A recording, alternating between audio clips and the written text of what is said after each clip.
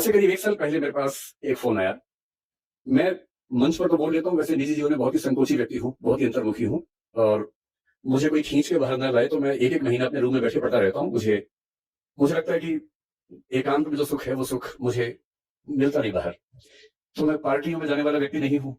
किसी का जन्मदिन, किसी की शादी में मुझे बुलावा है, तो मैं तुरंत सोचता हूँ कि क्या बहाना लगाऊँ कि ना जाना पड़े मुझे। तो मैं ऐसा हूँ, दरअसल हूँ, ये मेरा स्वभाव है। और मेरी टीम को ये पता है कि जब भी कोई इन्विटेशन आए, आमंत्रण आए तो कैसे मना करना है। उनको पूरी उसकी विधि पता है मना करने की, कि किसी का अपमान भूल के भी ना हो, पूरे सम्मान के साथ, विनम्रता के साथ कैसे मना करना है, तो वो विधि हमने बना रखी है। तो 1 साल पहले एक फ़ोन आया हमारे साथी के पास और उन्होंने मुझे कहा कि गंगाराम अस्पताल के एक बहुत सीनियर डॉक्टर हैं, वो मिलना चाह रहे हैं, डॉक्टर सुरेश सिंघवी। मैं ईमानदारी से बता रहा हूँ कि जैसे ही मुझे पता लगा गंगाराम के वरिष्ठ डॉक्टर हैं, तो मेरे मन में एक लालच का भाव पैदा हुआ। मुझे लगा मेरी उम्र 50, अब मैं 51 का हूँ, तब 50 का था। मुझे लगा कुछ साल के बाद ज़रूरत पड़ेगी ना गंगाराम की मुझे। तो अगर गंगाराम में एक आध सीनियर डॉक्टर से परिचय हो जाएगा, तो ठीक ही रहेगा। जब नौबत आएगी तो सीधे एंट्री मिल जाएगी, एडमिशन सीधे मिल जाएगा। तो मैंने कहा ऐसा है तो मिल लेते हैं। तो मुझे लगा कि मैं जाके मिलूँगा, लेकिन डॉक्टर साहब इतने विनम्र हैं कि वो मिलने आए मुझसे। तो मैं स्पष्ट रूप से कह रहा हूँ, मेरे मन में एक ही लालच था कि वो आएँगे और मैं इतनी नेटवर्किंग कर लूँगा कि बुढ़ापे में दिक्कत आए तो मेरा इलाज ठीक से हो जाए। बाकी ज़रूरतें मुझे पड़ती नहीं है, एक ही ज़रूरत लगती है, कभी डॉक्टर की ज़रूरत पड़ेगी तो रास्ता निकल जाएगा। खैर वो आए और जो मैंने सोचा था चीज़ उससे एकदम अलग थी। आधे घंटे की बातचीत में वो प्रसंग खत्म ही हो गया कि मेरी ज़रूरत क्या है। जब उन्होंने बताया इस पूरे कार्यक्रम के बारे में, बताया कि सरदार पटेल जिस आश्रम में सरदार बने थे, उस आश्रम में एक संगोष्ठी होने वाली है, उसमें मुरारी बापू रहने वाले हैं। और जब सारा वर्णन किया, निरंजना जी का बताया कि कैसे उनके पिता जुड़े थे पटेल जी से, वो खुद भी बचपन में जुड़ी रही। तो मेरे मन में लालच बहुत बढ़ गया। अब वो लालच खत्म हो गया डॉक्टर वाला, अब दूसरा लालच बढ़ गया। क्योंकि मुझे सबसे ज़्यादा सुख मिलता है ऐसे स्थानों पर जाकर जहाँ कोई महान व्यक्ति अपना समय गुज़ार के गया हो।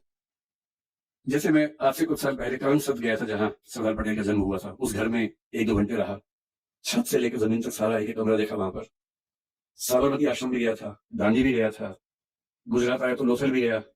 सब जगह गया, बारडोली मुझसे छूट गया था। शायद नियति थी, जानबूझ से छुड़वाया होगा नियति ने। तो जब मुझे पता लगा कि बारडोली के या बारडोली के आश्रम में जाके वहीं उसी घर में रहने का मौका मिलेगा या बैठने का मौका मिलेगा जहाँ सरदार पटेल रहते थे, जहाँ महात्मा गांधी भी आते थे। तो मुझे लगा इससे बड़ी उपलब्धि क्या हो सकती है? बोलना तो ठीक है, मैं अध्यापक हूँ, बोल ही देता हूँ, तो मैंने कहा ठीक है मैं आऊँगा, लेकिन इससे मेरा लाभ ज़्यादा है, आपका लाभ कम है। और जब से आज मैं सुबह से आया हूँ, मैं कल रात को सूरत आ गया था, आज सुबह यहाँ आया और जब से आया हूँ तो वो मेरा भाव बढ़ता ही जा रहा है। ऐसा लग रहा है कि बड़े शहरों की चकाचौंध में हम लोग बहुत कुछ छोड़ देते हैं, जो ऐसी जगह पे आके समझ में आता है कि जीवन का असली मतलब क्या होता है। तो पश्चिम में एक प्रसिद्ध दार्शनिक हुए थे। मुझे सूरज जी ने कहा कि 1.5 घंटा मुझे बोलना है, तो मैं बड़ा फुर्सत के मूड में हूँ। अगर आप लोग लगे कि कम बोलना है तो इशारा कर दीजिएगा, मैं चुप हो जाऊँगा बीच में ही। नहीं तो मैं तो ज़्यादा बोलने का अभ्यस्त हूँ ही, कम बोलना मुश्किल लगता है मुझे। तो आज जब मैं आया तो यहाँ मुझे सरदार पटेल पर बोलना है, मैं उन पर आऊँगा थोड़ी देर के बाद। पहले मैं आज का अनुभव डिस्कस करना चाह रहा हूँ। तो जैसे ही कार आश्रम के अंदर घुसी, तो जिसको बोलते हैं आजकल मनोविज्ञान के बच्चे की वाइब्स आती हैं, जो जेन ज़ी है, आज की जनरेशन है, उसकी भाषा में वाइब्स आती है।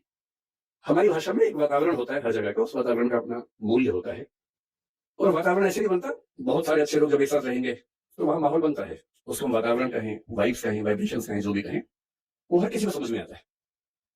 तो जैसे ही मैं स्कूल के अंदर घुसा, मुझे लगा कि ये कुछ तो अलग है। पहले मुझे लगा कि क्योंकि मैं दिल्ली से आया हूँ और दिल्ली में दीपावली के 1-2 महीने बाद तक जो मौसम रहता है, आपको पता है कि पॉल्यूशन बहुत ज़्यादा वहाँ पर होता है, सांस लेना अपने आप में एक चैलेंज होता है वहाँ पर। तो मुझे लगा शायद यहाँ हवा साफ-सुथरी है और क्योंकि मैं दिल्ली से आया हूँ, इसलिए मुझे बहुत ज़्यादा अंतर महसूस हो रहा है। और मामला सिर्फ बाहर की हवा का नहीं, अंदर की हवा का भी है। और दिल्ली में जो लोग हैं, उनके बाहर के साथ-साथ अंदर की हवा भी खत्म हो जाती है। एक शायर ने दिल्ली के बारे में बड़ा अच्छा लिखा है, जो मैं हर दीपावली के बाद अपने घर में सुनाता रहता हूँ सबको। चेहरे पे सारे शहर के गर्द और मलाल है। गर्द का मतलब है धूल, मिट्टी और मलाल मतलब दुःख, पीड़ा, वेदना, बेचैनी, परेशानी। तो चेहरे पे सारे शहर के गर्द और मलाल है, दुःख है और धूल मिट्टी है। कितना सुंदर कहा। चेहरे पे सारे शहर के गर्द और मलाल है, जो दिल का हाल है वही दिल्ली का हाल है। तो पूरी की पूरी दिल्ली, ये गर्द जो है, धूल मिट्टी तो दीपावली के बाद 2 महीने होती है, लेकिन जो अंदर की धूल मिट्टी है साल भर रहती है। और मैं थोड़ा पढ़ लिख गया हूँ, ज्ञान की बातें कर लेता हूँ, लेकिन धूल मिट्टी तो मेरे अंदर भी उतनी ही है जितनी बाकी लोगों में होती है। यहाँ आके एक अलग ही सुकून महसूस हुआ। उन बच्चों के चेहरे पर जो भाव थे, फिर मैंने स्कूल देखा ध्यान से। मैं इतने साल से 26 साल से काम कर रहा हूँ, भारत सरकार में काम किया। अपनी एक कंपनी चलाता हूँ जिसमें करीब 2 सवा 2 हज़ार लोग काम करते हैं मेरे साथ में। और अचानक मैंने एक ऑफिस देखा स्कूल का, जिस ऑफिस में प्रिंसिपल से लेकर क्लर्क तक सब एक ही कमरे में बैठते हैं। कोई हिरार्की ही नहीं है। और मुझे लगा कि मेरी सारी किताबें जो हिरार्की सिस्टम से प्रशासन कैसे चलता है, वो अचानक बेकार साबित हुई। बिना सोपान क्रम के कोई व्यवस्था चल सकती है, हम तो भी सोचते थे, पर यहाँ चल रही है। फिर मैंने देखा कि स्कूल के बच्चे, उन सबकी एक अलमारी है, उसी में उनको अपना सामान रखना है, किताबें रखनी है, कपड़े रखने हैं, सबने बड़ा सहेज के रखे हुए हैं। मुझे अपने बच्चे याद आए। कमरा तो उनके पास भी है, और वो इतना साफ तो कभी नहीं होता जब तक कोई थर्ड पार्टी आके साफ ना करे उसको, या तो मम्मी साफ करे, पापा साफ करे, या कोई और साफ करे। इतना करीने से कैसे बच्चे रह सकते हैं? और किसी की अलमारी पर कोई ताला भी नहीं है। तो मैंने पूछा कि ताला नहीं होने की वजह, तो बताया गया कि हम चाहते हैं कि बच्चे खुद ही सीखें कि अगर हम किसी की चोरी करेंगे तो कोई हमारी भी तो करेगा, और चोरी नहीं करनी है, ये स्वभाव का हिस्सा बन जाए। ये इसकी ट्रेनिंग है, इसका प्रशिक्षण है। बच्चे अपने खाना भी खुद बना रहे हैं, बर्तन भी खुद धो रहे हैं। 10वीं के बच्चे दिल्ली में ये कह के आतंक बजाय रखते हैं कि मेरा 10वीं का एग्जाम है, तो ना मैं खाना बनाने का सवाल ही पैदा नहीं होता है, बर्तन धोने का तो मसला ही नहीं है उनके सामने। उनसे तो आप ये भी कहें कि एक गिलास पानी लाके, तो 10वीं का एग्जाम बीच में आ जाता है। तो ये बच्चे 10वीं का एग्जाम भी दे रहे हैं, खाना बना रहे हैं, बर्तन धो रहे हैं, अपना सब कुछ कर रहे हैं। स्वावलंबन जो महात्मा गांधी कहा करते थे, उसका जीता जागता उदाहरण। और उसके बाद बच्चों के चेहरे पर ऐसा सुकून है जो सुकून दिल्ली के वीडियो गेम खेलते बच्चों के चेहरे पर कभी नहीं दिखता है। तो मुझे कभी कभी क्या होता है, मैं जिक्र कर रहा था कि पश्चिमी दार्शनिक हुआ हेडेगर नाम के, 20वीं शताब्दी की शुरुआत में ही, जर्मनी की बात है, जब जर्मनी विश्व युद्धों की दुनिया में आ गया था, उस समय की बात है। उन्होंने एक बड़ी गहरी बात कही। उन्होंने कहा कि हम लोग जिंदगी जीते रहते हैं, किसी से लड़ते हैं, किसी से प्यार करते हैं, फिर झगड़ा करते हैं, लड़ते हैं, सफल होते हैं, किसी को हराते हैं, किसी से हारते हैं तो नफरत पाल लेते हैं, हराते हैं तो ये भाव मन में आता है कि मैंने हरा दिया, मैं विजेता हूं। इसी सब एकदम भरे अनुभवों को हम मिला के एक शब्द बोलते हैं जिंदगी, लाइफ। लेकिन कभी कभी ऐसा होता है जिंदगी में कि अचानक कोई इंसिडेंट होता है।